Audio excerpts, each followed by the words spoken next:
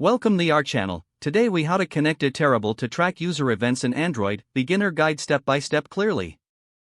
To connect Iterable and track user events in your Android app, start by creating an Iterable account if you haven't already. Once your account is set up, log in to the Iterable dashboard.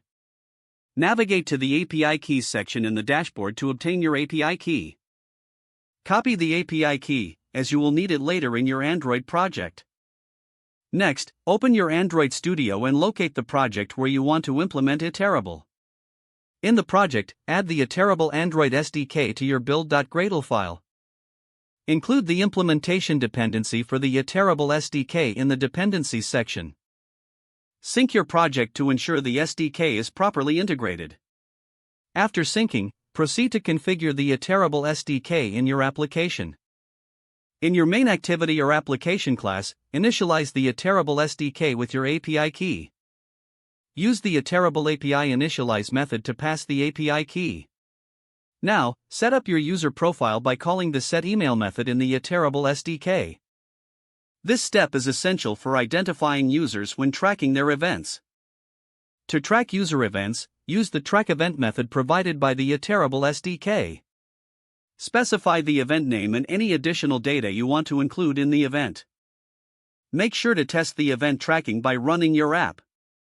Open the Iterable dashboard and check if the events are being recorded correctly.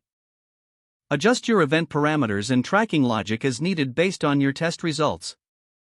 For more advanced tracking, explore the Iterable documentation for additional features and capabilities. By following these steps, you will successfully connect Iterable to your Android app to track user events efficiently.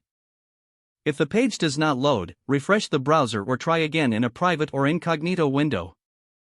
Make sure you are using the correct email address, then retype it carefully to avoid small typos. If your password is not accepted, use the reset option and create a new strong password you can remember. Check your spam folder for verification or security emails, then complete any requested confirmation steps. Enable two-factor authentication if available to improve account security and reduce unauthorized access risk. After signing in, review your profile details so your contact information and settings are accurate and current. If you see an error message, note it down and try again after restarting your device and internet connection. Log out when you finish, especially on shared devices, to keep your account and payment information secure. Don't forget to like this video and subscribe to our channel for more step-by-step tech guides.